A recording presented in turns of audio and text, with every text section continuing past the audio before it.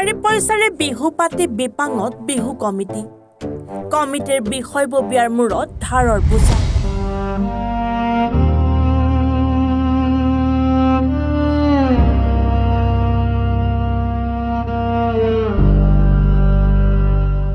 light pandal sound বিহুৱা দলৰ দৈনিক তাগিদা বহাগ পাৰ হৈ জেঠৰো মাছ পালেহি কিন্তু বিহুৰ পেণ্ডেল খুলিয়ে নিনিয়ে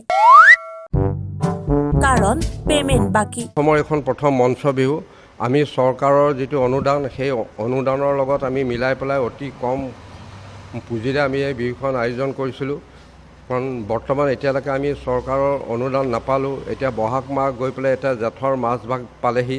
আমি আনকি বিহুৰ পেণ্ডেলখনো আমি ভাঙিব পৰা নাই আৰু আমাৰ ঘৰত সদায় এটা তাগাদা আহে আমাৰ কমিটিৰ সদস্যবিলাকৰ লগত লাইটৰ সাউণ্ডৰ মিউজিচিয়ান এইবিলাকৰ এতিয়া আমাৰ মানে পানীত হাঁহ নচৰা অৱস্থা হৈছে সেয়েহে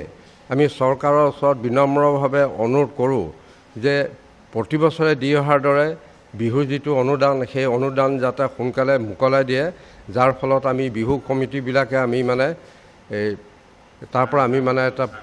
পৰিত্ৰাণ পাম মানে এই ধাৰৰ বোজাৰ পৰা কাৰিকৰক পইচা দিবলগীয়া আছে সেইকাৰণে তেওঁলোকে পেণ্ডেল খুলি নিয়া নাই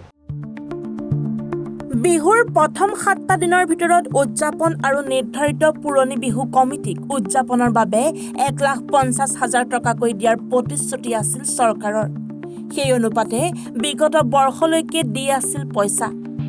পহিলা বহাগৰ পৰা বহাগৰ প্ৰথম সপ্তাহতে চৰকাৰী টকাকিটা কমিটিৰ একাউণ্টত সোমাইছিল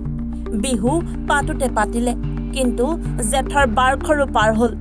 চৰকাৰৰ সেই টকা নাহিল এতিয়া কমিটিৰ মূৰত পাহাৰ ভাঙিছে লাজ মূৰে কপালে হাত দি সংবাদ মাধ্যম যোগে চৰকাৰক অনুৰোধ কৰি খাটি ধৰিছে টকাকিটা দিবলৈ এবছৰ আগত 2 বছৰ আমি বিহু কৰি গৈছিলোঁ ইয়াত আমাক মঞ্চৰ ওপৰতে মাননি দিয়া হৈছিল এই বছৰ আমি সেই মাননি ইতিমধ্যে এতিয়ালৈকে আমাৰ হাতত অহা নাই য'ত 15 তাৰিখেই বিহুখনি আমাৰ পতাকা উত্তোলনৰ পৰা আৰম্ভ কৰি 25-26 তাৰিখে সমাপন হ'ল এতিয়ালৈকে আমাৰ হাতত পইচাটো অহা নাই আমাৰ মাননিটো দিবলৈ আমি কমিটি উদযাপন সমিতিক অনুৰোধ কৰিছোঁ আমি ইয়ালৈ প্ৰায় আহি থকা হৈছে আজি 4-5 দিন কমেই হ'ব নেকি প্ৰায় 10-15 দিন বেছিয়ে হ'ল আমি গাড়ী বুক কৰি আহিছোঁ আৰু কমিটিৰ লগত যোগাযোগ কৰিছোঁ কিন্তু তেওঁলোকে পইচাটো দিব পৰা নাই